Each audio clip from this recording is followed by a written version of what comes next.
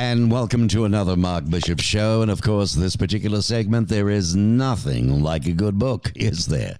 Well, I believe so. So imagine a world where coercion, control, surveillance, and manipulation reign, where imbalance of power makes exploitation easy, and where those at the bottom of the heap sacrifice everything to make a profit for those at the top. Well, that sounds like a lot of fun, doesn't it?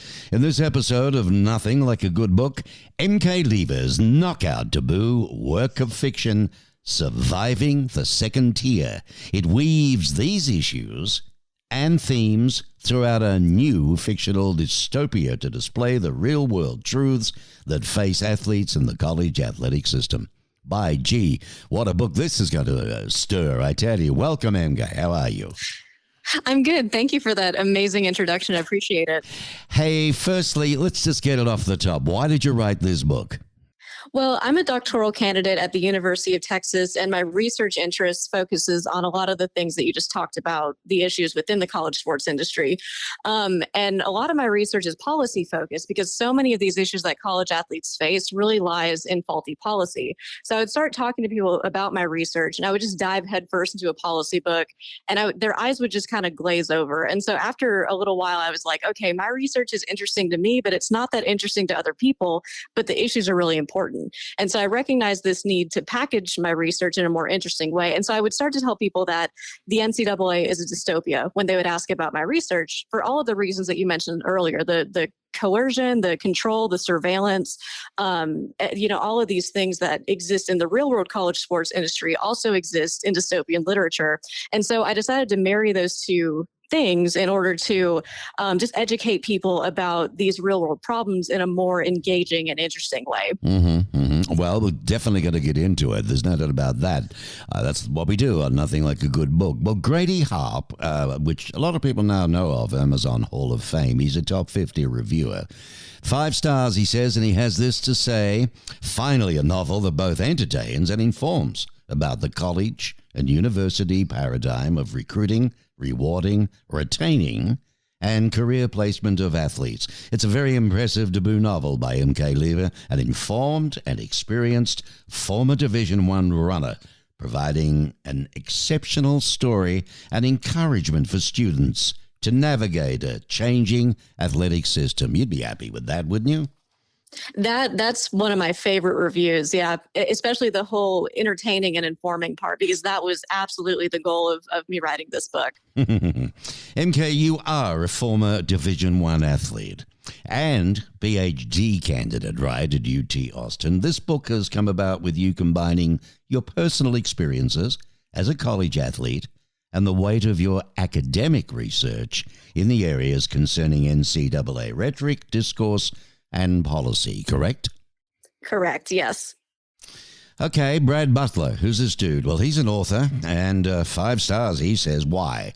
Well, it's a stark view of college athletics in a bleak future where fighting is the main sport. All other sports are gone, and an abusive, exploitive, carnal house of multi-divisional fight clubs is all that exists. God, it doesn't give a nice overall view of what's going on in college athletes, does it? By stripping out all familiar names or descriptions in a novel focused on the 3 fighters, M.K. Lever adroitly brings attention to the plight of college athletes and athletics today. So, this book really touches on the whole gestalt. It's not just the athletes themselves, is it? I'm sorry, could you repeat that? I was just saying that this book that you've now written touches on the whole athletic scene, not just students.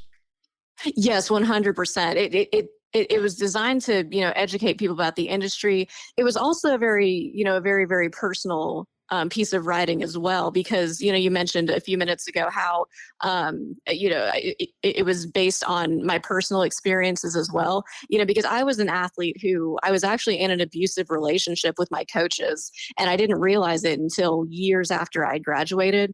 And I needed an outlet for that, like some kind of way to make sense of it. And so this book was just a really great way for me to not only get my research interests out there, to educate people about the industry, but to also sort of heal on my behalf as well. And also, a big goal of it was to humanize college athletes, because something that I've noticed as a sports fan myself is that we have the tendency to dehumanize athletes, whether they're college or professional, by referring to them only in terms of their output. So like we'll talk about athletes in terms of like batting average or, their salary totals or all of these different stats and numerical ways to measure them up against each other. But what we do less is focus on them as people. We look at what they can do for us and our fanhood and, our fantasy leagues and stuff like that. But we don't really look at their stories nearly as much. And so I really wanted to, get my personal story out there, as well as educate people and also just to humanize athletes and encourage people to look at them as people first rather than just numerical outputs too. Right. MK, define for me what an abusive relationship with a coach is.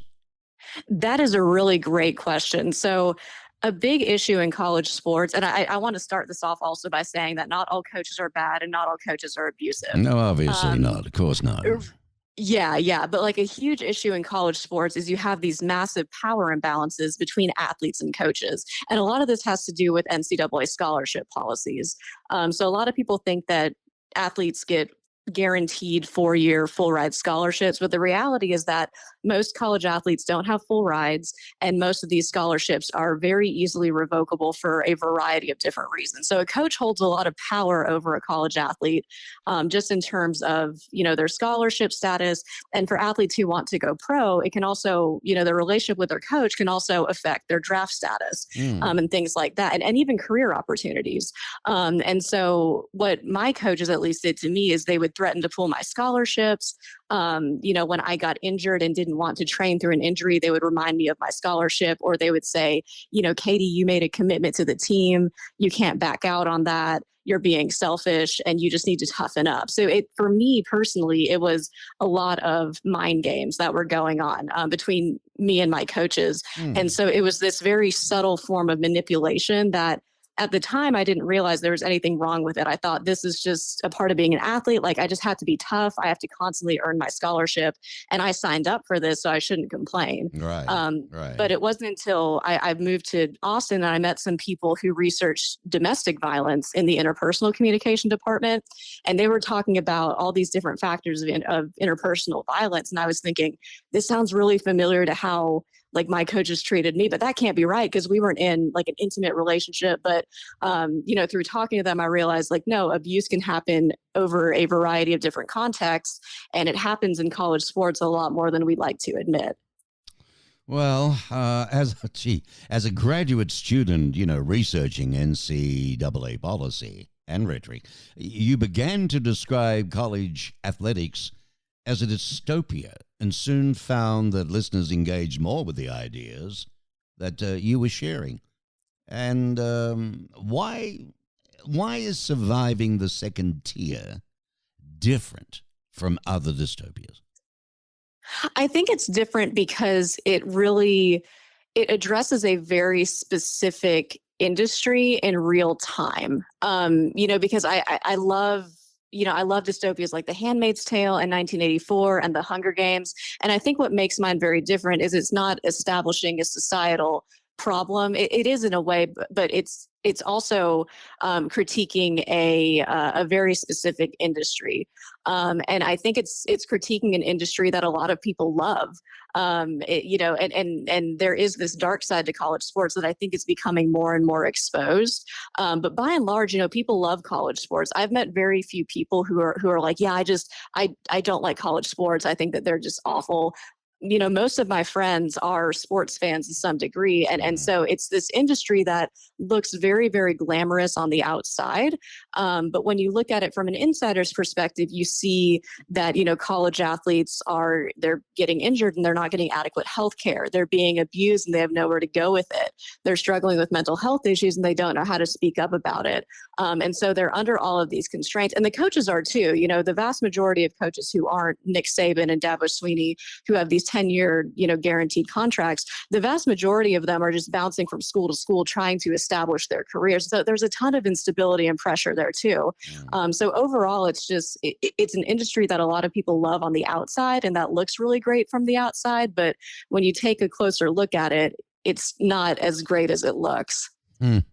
Well, you know, it's a big thing, college sports. You're taking on the establishment. There's no doubt about it. I mean, it targets the college sports industry, inviting the reader. I mean, what I read, to spend some time living and experiencing, or try to, the life of a college athlete, the other side of the coin, instead of just watching them compete or reading about them in the media.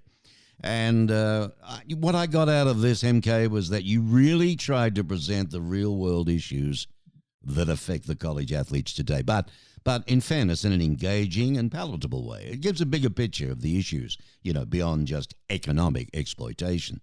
So I want to talk about right now, because, folks, we're speaking with MK Lever, okay? This is a debut author, brilliant book, Surviving the Second Tier. And you're listening to it on Nothing Like a Good Book, and I only have top books. In fact, I'll get into it later, but the couple of episodes back, we did a wonderful interview with a gentleman that now Hollywood has picked up his book, and it's going to be a massive TV series. So you never know, MK. That's the dream. Yeah, my darling, you never know what may come out of this, quite frankly, and I hope it does for you. A busy PhD student.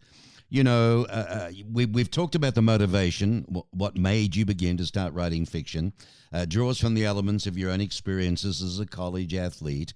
Which of your own personal experiences are most clearly, do you think, that are truly reflected in the experiences of your characters? Yeah, well, it's funny because you're correct. This is a debut novel. I've never written fiction before. And so when I talked to my developmental editor about, developing the plot and making it real, she really wanted me to get back into my own head as a college athlete. So she would ask me about things like pre-race anxiety. And she was like, Katie, how did you feel before a race? And I would tell her, I would pick at my cuticles and I would be stressed out and I would have to, start breathing really deeply to calm myself down and get my heart rate down. She was like, okay, cool, put that in the book. So a lot of it is super, super personal. The issues that I face, I was definitely a very anxious athlete. I had no kind of language for anxiety or even, depression that I face as a college athlete. So reflecting on that and putting that experience into the perspective of my characters was something I was really intentional about. My protagonist, Sis, she also deals with a nagging shoulder injury. And when I was a college athlete, it wasn't shoulder, but it was hip issues and knee issues, even back issues that threaten not only my athletic career, but also my general quality of life. And so I really wanted to get into that mindset because I don't think we talk enough about the mental effect of injuries on athletes, because it's not only a threat to your performance as an athlete, but if you're in college, it's a threat to your scholarship. It can also be a threat to your identity. It can be a threat to your involvement with your team and that community. And so there's a lot that goes into injuries that I don't think we talk about enough. So those were just a few that come, to the top of my head. Well, how is your academic research then, like in the area of NCAA policy, and discourse? How has that influenced the story, do you think? Oh, it's such a huge part of my story. I tell people, when they read my book, I'm like, this is actually a book about policy research. You just don't have any idea. Because so many issues in college sports, I really think boil down to faulty policies. So I mentioned scholarship policies earlier. That's a big one. There are also no enforceable NCAA rules about health and safety. And so college athletes are very vulnerable to injuries. They're not necessarily covered insurance-wise after they graduate. So that's a huge issue in college sports. And there are also no enforceable rules against any kind of abuse of athletes. Like I remember in 2018, as the Larry Nassar trial was unfolding, and this was what really catalyzed my research into policy, because I was writing a policy critique at the time and the Larry Nassar trial was going on. And I remember reading a headline that said, NCAA clears Michigan State of all wrongdoing in the Larry Nassar trial. And I remember reading that and my stomach just dropped because I was in the middle of reading this NCAA policy book and I was like, I don't remember seeing any rules about sexually abusing athletes. Like there are no rules against that. And when I finished reading the policy book, which is 400 pages long, by the way, there were no rules. So there was nothing that said that that was wrong or that that was punishable. And that's how these abuses happen and they go unchecked. Wow. I mean, what do you hope then surviving the second tier will accomplish in the conversation around corruption and censorship, control, exploitation, surveillance, abuse other issues within the college athletic industry? Yeah, well, I think about the movie Concussion with Will Smith and how that raised a huge conversation about CTE and head trauma, and it led to, whether directly or indirectly, it led to real change within the NFL around these. I still don't think that we're doing enough to prevent head injuries and CTE and all of that, but I would love for this book to push the needle in the college sports reform conversation to hopefully influence some change in these areas, because I really believe that fiction and dystopias in particular are great vehicles for uncomfortable truths, because they make them palatable and they make them understandable, and you can actually emotionally attach to fictional characters in a way that you can't emotionally attach to, a policy book or a research paper or even a news article. And so I really wanted to move the needle on college sports reform and have influence in that area. Well, MK, really, let me ask you this. Is the situation within the college sports industry really as bad as depicted in your novel? Well, we're not in a UFC style fighting league, so there are some parts of it that are definitely dramatized a bit. But I think by and large, it's a pretty realistic depiction of what college athletes go through and just the failures of the NCAA to look out for them. I mean, there are obviously some parts that are dramatized for just for effect and so that the reader can get engaged with it. But I really do. I really did try throughout the writing process to make it as realistic as possible, because I didn't want for people to read it and say like, oh, this isn't real, and then not take it seriously. So Right. I really wanted it to be as realistic as possible, and I'm really happy that a lot of the reviews are like, this is obviously fiction, but it also feels real, because that's exactly that sweet spot that I wanted to hit with it. Well, athletes are one thing, students are another, but outsiders that read this, the generic public, I mean, you may get support from that wave. I mean, your academic research in the area, I mean, the current state of college athletics. I mean, do you hope really that surviving your book, Surviving the Second Tier, will inspire the reader to consider college athletics in a totally different mode? Yes, I do. And I've had people reach out to me and say that they learn things reading this book, which you don't always do when you read fiction. You might not, actually learn real world facts when you read fiction, which, it's sort of the point of a book, I think, is to provide some kind of an escape. But I also think that, we can critique the real world through art and through writing. And so, yeah, I really do think that the reader can learn from this book in a way that's not, like reading a research paper, which as an academic who's read a lot of research papers, I can tell you they're pretty dry. So that was exactly the opposite of what I wanted to do with this book. I wanted it to be educational and engaging. Well, MK, what aspects of college athletics then, are in most need of reform? I mean, what can avid fans of college athletics do to help change what needs to be changed? They can vote. There are, several senators in the U.S. who are drafting laws to help college athletes in terms of health and safety, and unionization and workplace rights and all of that. And then there are also people at the state level and some in the federal level too, who are drafting policies that do the opposite. So my best advice for people would be to do some research on the politicians in your state and see where they stand and vote accordingly. There are also other ways that people can help reform efforts in the NCAA. So there are several advocacy groups like the Knight Commission and the National College Players Association, and I'm personally a member of the Drake Group. And so just following these organizations, donating or volunteering are great ways to also help out as well. And I would say too, if you are in the press, making sure that you are covering issues that affect college athletes, don't just cover the games, talk to the athletes themselves. If you're in the college sports industry, talk to athletes and see what you can do to help serve them. If you go to them and they talk about mental health needs or healthcare needs, do what you can do in your circle to help them out, whether you're a coach or an athletic director or even a parent. There are things that we can do and channels that we can address in order to help college athletes. So there are always things that we can do within our spheres of influence. It can seem like a huge task to take on the NCAA, but it has been outside pressure that has helped college athletes in the past, and I think that that's the way forward in the future as well. Well, as a third generation Division I athlete, I mean, do you think that the situation facing college athletes is better or worse than that of previous generations? I mean, what factors do you think are involved in that? I think it depends. So like, for example, my grandpa was a football player, and back when he was playing football, they played in leather helmets. He would get a concussion and just hop right back on the field. So in some ways, health and safety measures have improved. The NCAA, I don't think, steps in as much as they should, but in some ways it definitely has improved. I think name, image, and likeness has been a great development for college athletes recently, and that's something that the NCAA has historically fought.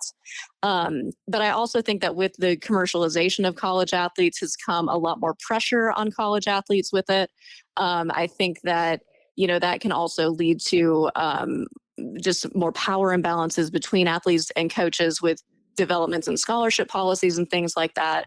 And so I think in some ways the industry has gotten better, but I also think in some ways the industry has gotten worse. Well, we're closing up pretty soon, but there's a few more things. I'm just going through my notes in the book here. I know. What other works of fiction? Because I always ask authors this. I believe it sometimes is the catalyst for them doing what they're doing, but yours is a different story. Yours comes from within. But what other works of fiction have inspired you as an author? Oh, that is such a great question. I'm sorry. No, you're great. You're great. I honestly, it was when I reread The Hunger Games recently, and the more that I was looking into that book, the more I was like, oh my gosh, like so much of what's going on in the Hunger Games is going on in the real world. Like, and we're not throwing children in an arena to kill each other, but it's like we have very violent sports like football, for example, being televised for live entertainment where athletes get injured and like all kinds of bad stuff can happen to them. And then all of the class politics that go on behind the scene.